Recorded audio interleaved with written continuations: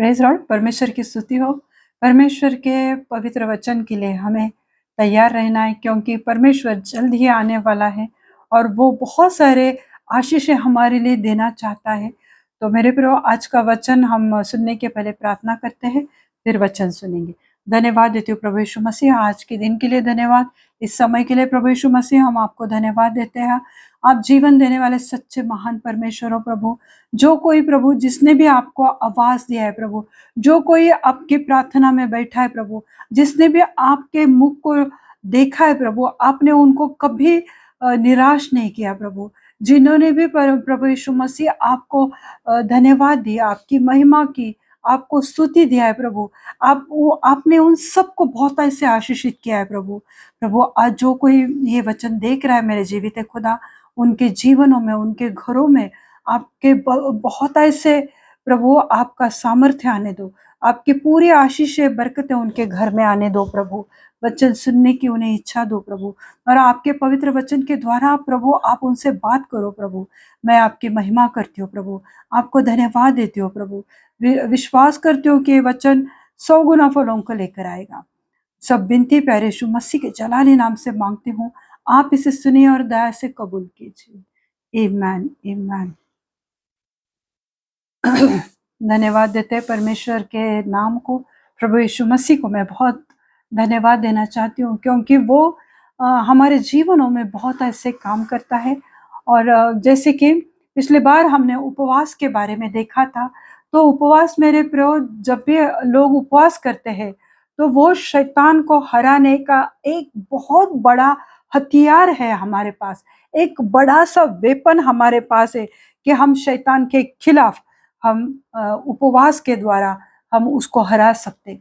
पर ये उपवास शैतान के खिलाफ एक बहुत बड़ा हथियार है मेरे प्रो।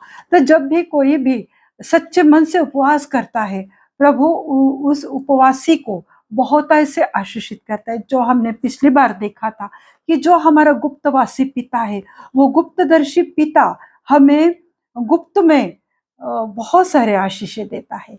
तो ये बहुत परमेश्वर के आशीषों के लिए धन्यवाद देना चाहिए। और भले हमें उपवास हफ्ते में 1 या 2 बार तो करना ही चाहिए, क्योंकि उपवास से हम परमेश्वर से जुड़ सकते हैं।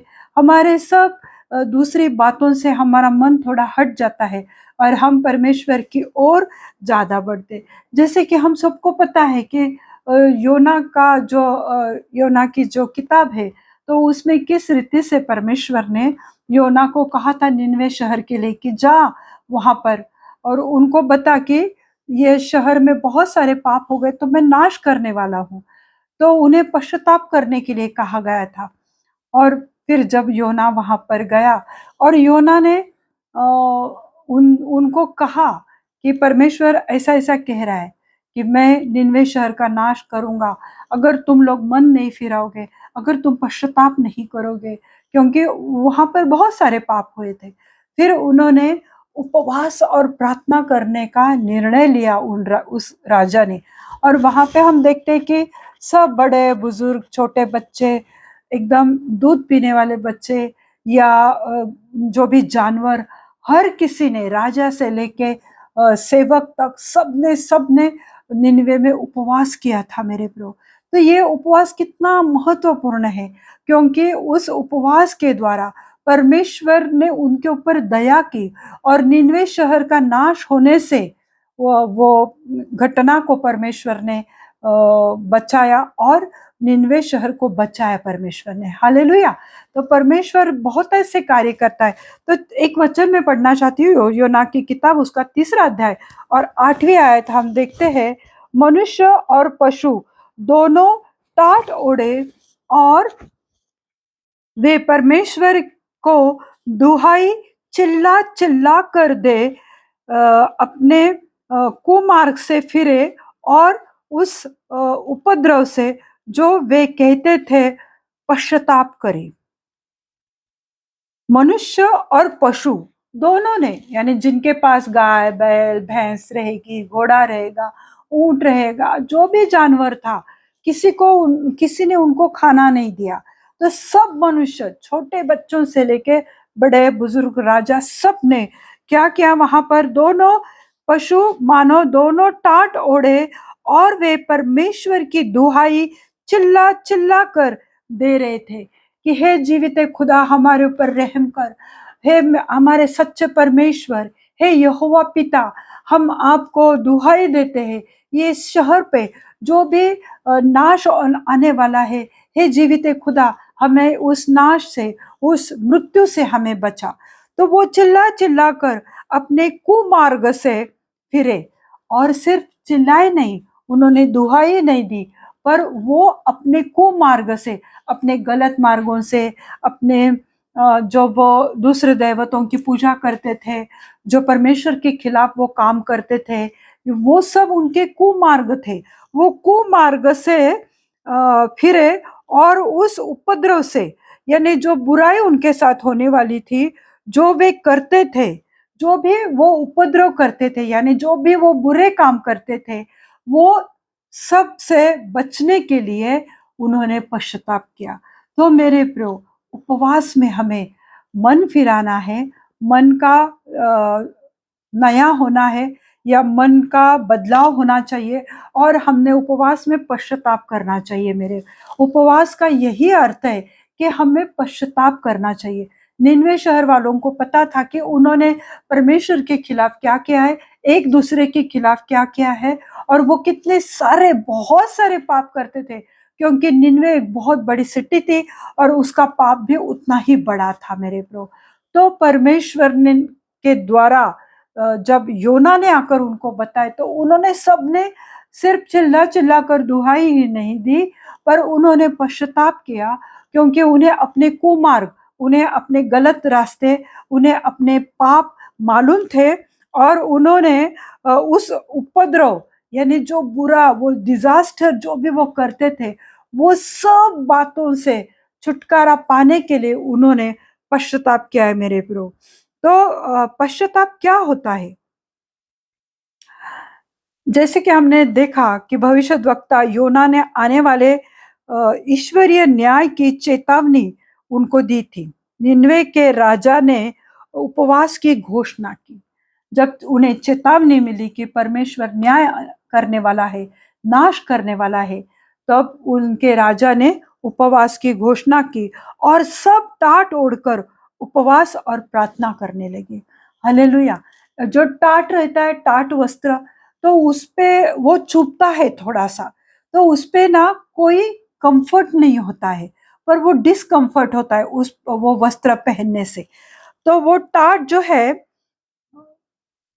ओढ़कर उस पर बैठकर सबने प्रार्थना की, तो सामूहिक पश्चाताप से परमेश्वर को दया प्राप्त हुई, परमेश्वर की दया प्राप्त हुई, और नगर बच गया।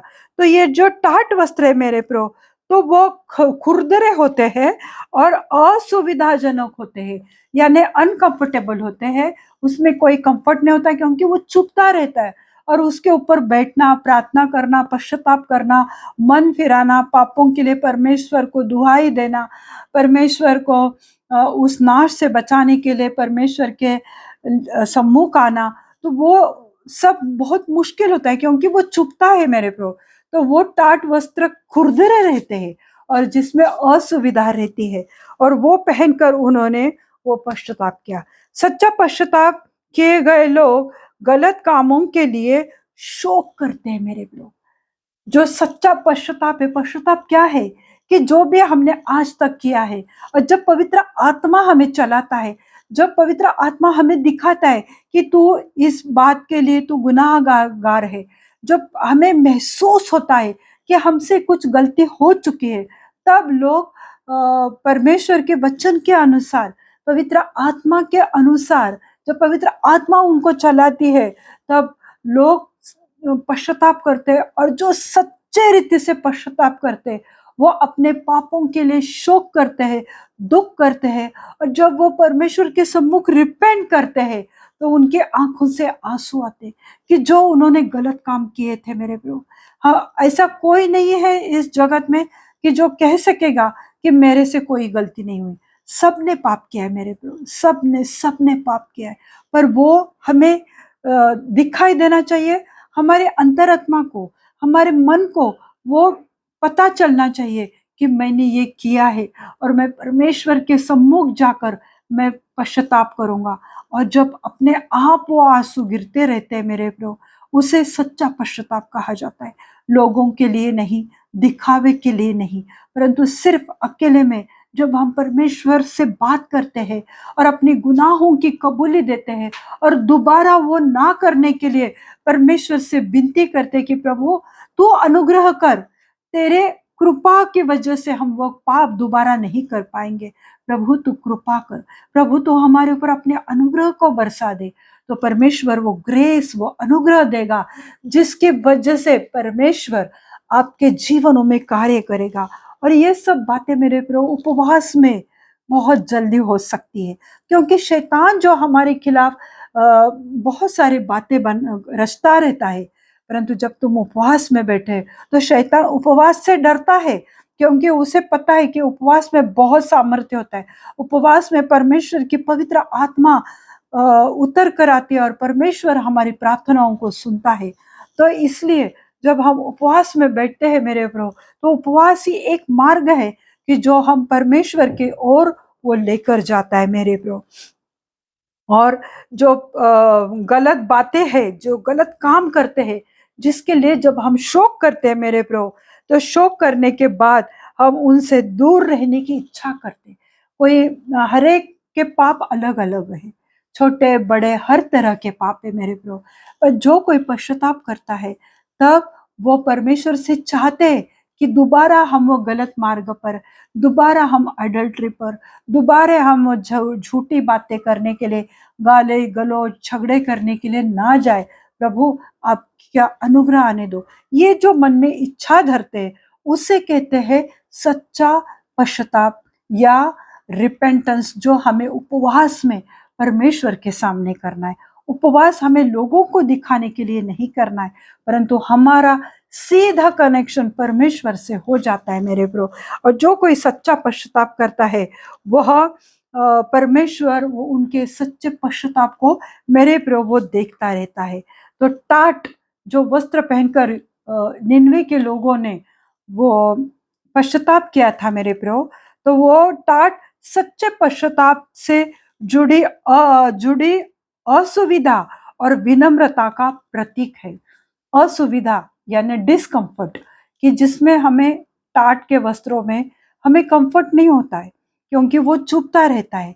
पर वो सब चुभन को बर्दाश्त करके जब हम परमेश्वर से बात करते हैं, तो उसे विनम्रता दिखाई देती है।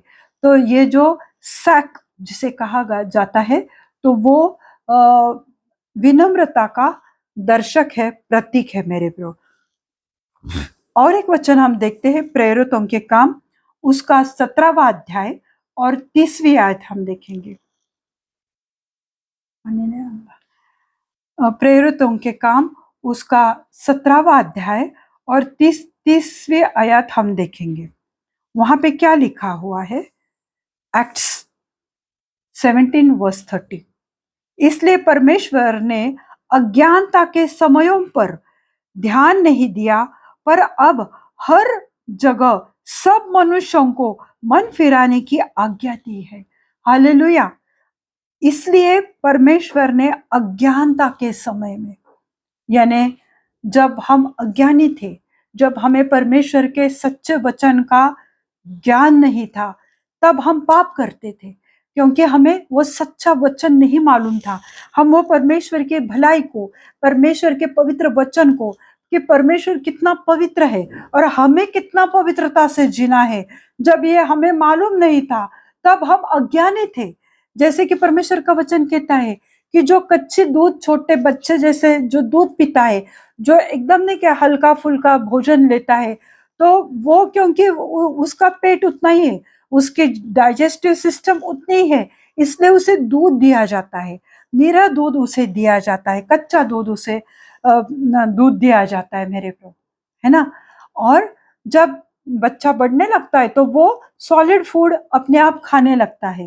फिर छोटे बच्चे को, बॉर्न बेबी को कोई चिकन मटन नहीं देता है, पर वो छोटे हैं इसलिए उनके लिए दूध रहता है, हल्का आहार उनके लिए दिया जाता है, सॉलिड फूड उन्हें नहीं देता। जिस रीति से हम परमेश्वर में एक छोटे बच्चे की तरह थे कि हम गलतियां करते थे, पर हमें कभी महसूस नहीं होता था। हमारे गलतियों के लिए हमने कभी पश्चाताप नहीं किया, कभी परमेश्वर को नहीं बोला कि प्रभु ये हमसे गलती हो गई, हमें माफ कर दो। तब हम अपनी धुन में जीते थे। हमें लगता है कि जो कुछ भी हम कर रहे वो सही कर रहे, इसमें क्या गलत है। झूठ बोल रहे तो छोटे से झूठ से क्या फर्क पड़ता है। अगर गलत जगह पर गए, गलत काम कर रहे, पर हमें लगता है कि इतना तो सब कोई कर लेता है। तब हमें हमारे अज्ञानता के कारण हमें पता नहीं था कि हम गलत पाप करते थे। परंतु यहाँ पर इतना सुंदर से लिखा हुआ है मेरे प्रियो, इसलिए परमेश्वर ने अज्ञानता के समयों पर ध्यान नहीं दिया। हालेलुया। जब हम गंदी चीजें करने को जाते थे, पर प्रभु को मालूम था ये छोटा बच्चा है, ये प्रभु में नहीं बढ़ा है, वचन पर स्थिर नहीं है, वचन पर वो विश्वास नहीं कर रहे, ये छोटे बच्चे हैं, इसलिए प्रभु ने हमें ध्यान नहीं दिया। अगर हमारे वो पापों को प्रभु ध्यान देता था तो हम कब के नाश हो जाते थे, खत्म हो जाते थे। पर प्रभु जानता था कि ये लोग वचन में कच्चे हैं, इन्होंने वचन को पूरी रीति से खाया नहीं है, इन्होंने वचन को अपने शरीर में डाइजेस्ट नहीं किया है। प्रभु को मालूम था, इसलिए प्रभु ने हमारे पापों की तरफ ध्यान नहीं दिया, क्योंकि उसने हमें जाना कि ये लोग अज्ञान है, उन्हें पता नहीं है कि जीवित परमेश्वर कितना पवित्र है, परमेश्वर कितना अच्छा है, कितना भला है। वो उनको चंगाई दे सकता है, वो उनको उद्धार दे सकता है। पर परमेश्वर को पता था ये लोग अज्ञानी है, इसलिए प्रभु कहता है कि किसी का अज्ञानता के कारण किसी का नाश न हो जाए, प्रभु ये देख लेता है मेरे प्रभु। इसलिए परमेश्वर ने अज्ञानता के समयों पर ध्यान नहीं दिया।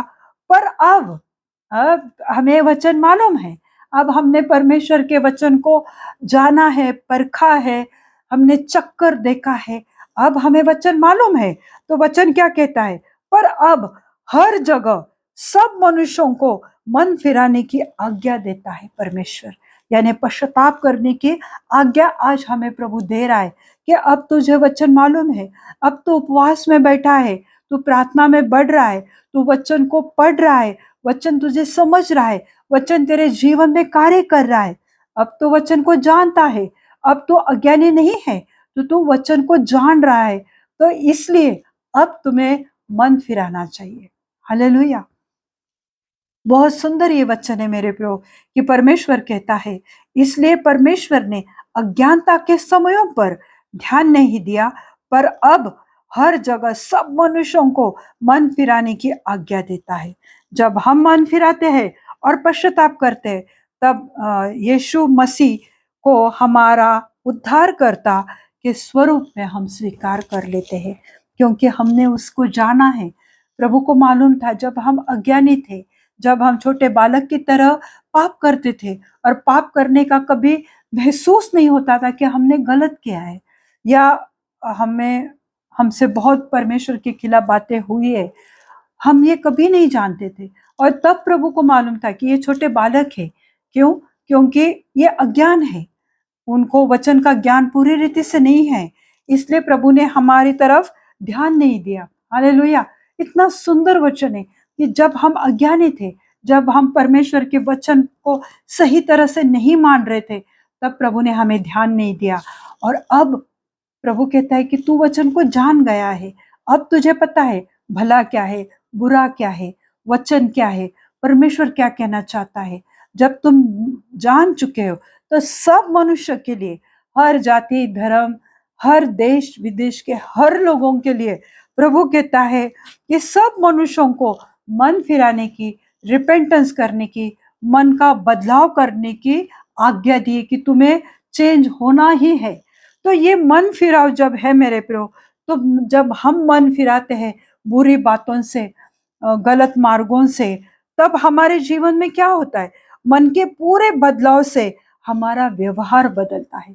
जब हम वचन हमारे जीवन में कार्य करने लगता है, तो हमारा व्यवहार बदलता है। कि हम पहले लोगों के प्रति जिस रीति से गाली गलौज से बात करते थे या झगड़ा करते थे या तुरंत गुस्सा आता था, पर जबकि आज परमेश्वर के वचन को खाया है, उपवास में बैठे हैं, पश्चाताप किया है, फिर हमारे जीवन में बदलाव आने लगता है। हमारा व्यवहार लोगों के प्रति अच्छा हो जाता है। परमेश्वर के प्रति हमारा व्यवहार अच्छा अच्छा और अच्छा होता है। हम परमेश्वर को समय देते हैं, उसकी स्तुति आराधना करते हैं, प्रार्थना करते हैं, वचन पढ़ते हैं। तो ये मेरे प्रियो, जब हम मन फिराते हैं उपवास के समय में, जैसे निनवे के लोगों ने मन बदलाव किया, तो परमेश्वर ने उनके जीवनों में कार्य किया। गलत सोच और कामों को छोड़कर परमेश्वर की इच्छा को हमारे जीवन में प्रथम स्थान देते, कि सब गलत कामों को, गलत विचार, किसी से डाह करना, जेलसी करना, किसी का बदला लेना, ये गलत विचार है।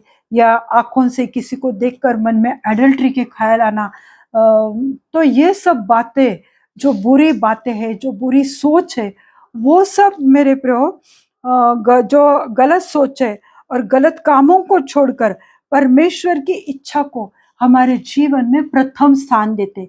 कब? जब हमने पश्चाताप किया और फिर हमारा मन परिवर्तित हुआ, हमारे मन का परिवर्तन हुआ, हमारा मन बदल चुका, तब हम परमेश्वर की इच्छा को प्रथम स्थान देते, कि नहीं, भोर को उठकर मुझे प्रार्थना करना है।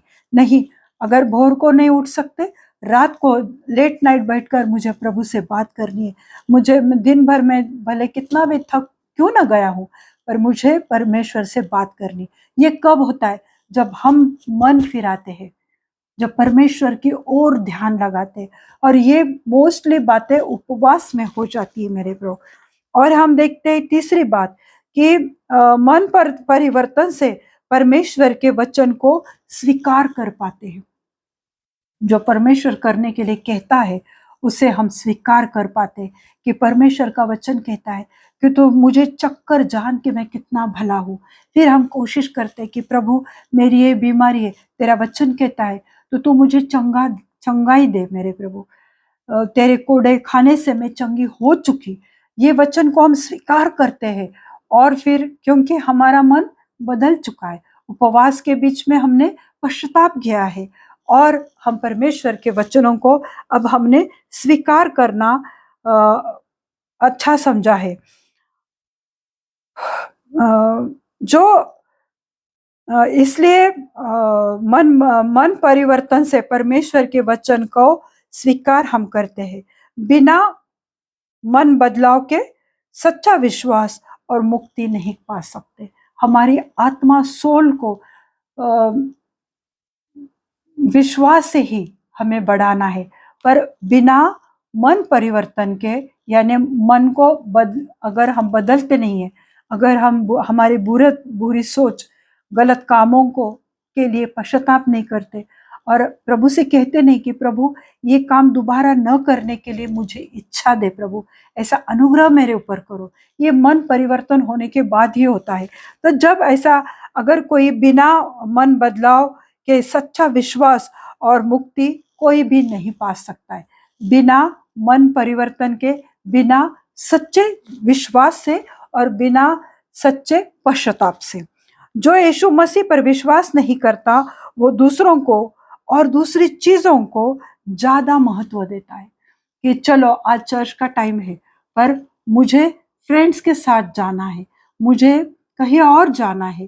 तो मन परिवर्तन जब हो जाता है, तो हम कहते कि नहीं, हम ये चर्च अटेंड करके मैसेज प्रार्थना सुनकर फिर हम आपको ज्वाइंट करेंगे। हालेलुया। ये क्यों हुआ? क्योंकि प्रभु ने, तुमने मांगा और प्रभु ने तुम्हारे मन को फिराया, बदल दिया, क्योंकि तुमने सच्चे मन से उपवास किया और तुमने सच्चे मन से पश्चाताप किया। ये उपवास होता है मेरे प्रो। ये नहीं कि खाना मत खाओ, शरीर को तकलीफ दो। अगर कोई ऐसा सोचता है तो वैसा नहीं है। प्रभु चाहता है कि तुम उपवास में अंदर से बदल जाओ। हालेलुया। पश्चाताप करो, प्रभु कहता है। तो ये अज्ञानता क्या है?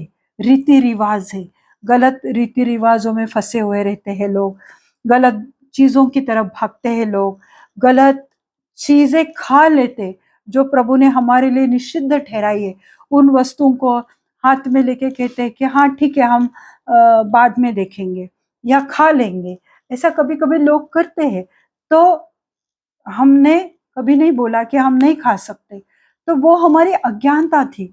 पर आज हमें अगर वचन मालूम पड़ा है, तो हमें वो प्रभु ने उस वक़्त हमें शिक्षा नहीं दी या हमारा न्याय नहीं किया, क्योंकि हमें पूरी रीति से वचन मालूम नहीं था। पर जबकि तुम आज उपवास में बैठे हो, जबकि तुमने आज पश्चाताप किया है, अपने मन को फिराने की परमेश्वर से दुआएँ दी है, तो परमेश्वर तुम्हारे ऊपर दया करेगा, तुम्हारे पापों को तुमसे दूर करेगा। और जिस बात के लिए तुम प्रार्थना कर रहे हो, उपवास कर रहे हो, प्रभु तुम्हें बहुत ऐसे आशीष करेगा। उपवास परमेश्वर की ओर जाने का एक मार्ग है, सच्चा मार्ग है। तो जो कोई इस उपवास में बैठते हैं, हर कोई, मैं कहती हूँ कि आप कभी भी करो, जैसे पवित्र आत्मा चलाता है आपको, उस दिन को उपवास करो। और फिर देखो, जो सालों से तुम्हारे जीवन में कुछ बना नहीं है, वो सब चीजें होनी चालू होंगी। परमेश्वर तुम्हारे लिए नए नए दरवाजे को खोलेगा। मैं विश्वास करती हूँ कि उपवास हमारे जीवन में कितना महत्वपूर्ण है और किस रीति से हमने करना चाहिए, वो आज हमने देखा है। आइए हम दुआ करते हैं। धन्यवाद देती हूँ प्रभु यीशु मसीह, इस समय के लिए धन्यवाद देते हैं। आप जीवन देने वाले सच्चे महान परमेश्वर हो प्रभु। आपने कहा है कि मन बदल लो और मन का परिवर्तन करो। प्रभु यीशु मसीह ने भी कहा था कि मन मन फिराओ, क्योंकि स्वर्ग का राज्य निकट है। और प्रभु, आपका राज्य बहुत निकट आने वाला है प्रभु। आज मैं प्रार्थना करती हूँ प्रभु जी, कि जो कोई आज मन फिराने के लिए प्रभु आपसे दुआ कर रहा है प्रभु, अगर कोई सच्चे मन से पश्चाताप कर रहा है, आंसुओं के साथ अपने अपने किए हुए कर्मों के लिए, अपने किए हुए गलत विचारों के लिए, कामों के लिए प्रभु आपसे दुआ मांग रहा, पश्चाताप कर रहा है प्रभु, आप उनको देख रहे प्रभु, उनके पश्चातापी हृदय को आप जांच रहे प्रभु, उनके पश्चाताप से भरे हुए हृदय को प्रभु आप कभी उसे तुच्छ नहीं मानेंगे प्रभु, परंतु आप ऐसे लोगों पर प्यार बरसाते हो प्रभु। आज जो कोई प्रभु ये वचन को सुना है प्रभु, और जैसे निनवे शहर में प्रभु आपने नाश नहीं किया, परंतु उन लोगों ने अपना मन फिराया, उपवास में बैठे, राख में बैठे, धूल में बैठे, और उन्होंने टाट वस्त्र ओढ़ लिए थे मेरे प्रियो। और जिस रीति से निनवे के लोगों ने पश्चाताप किया मेरे प्रियो, आज हमें भी पश्चाताप करने की इच्छा दो प्रभु।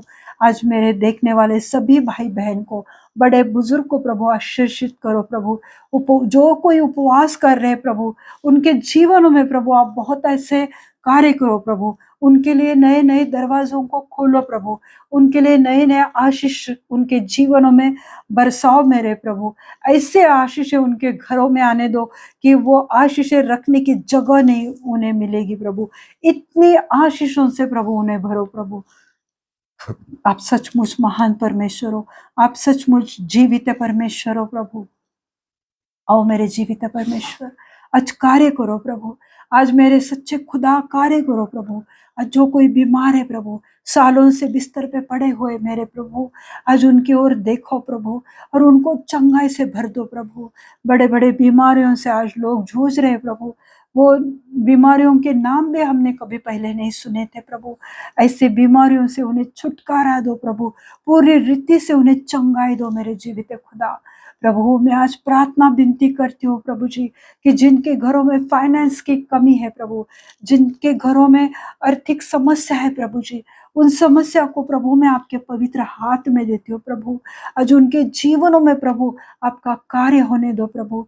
जो उनका पैसा अटका हुआ पड़ा है प्रभु, मैं उसे रिलीज करती हूँ यीशु मसीह के नाम से प्रभु। प्रभु जी जो प्रमोशन के लिए दुआ कर रहे प्रभु, आज ऐसा अनुग्रह करो प्रभु उस हर एक व्यक्ति को प्रभु, कि जो आज फाइनेंशियल प्रॉब्लम से गुजर रहे प्रभु, आज उनके मार्ग को खोलो मेरे जीवित खुदा। आपके स्वर्गीय भंडार से मेरे खुदा उनके ऊपर आपके आशीषों की बारिश आने दो प्रभु।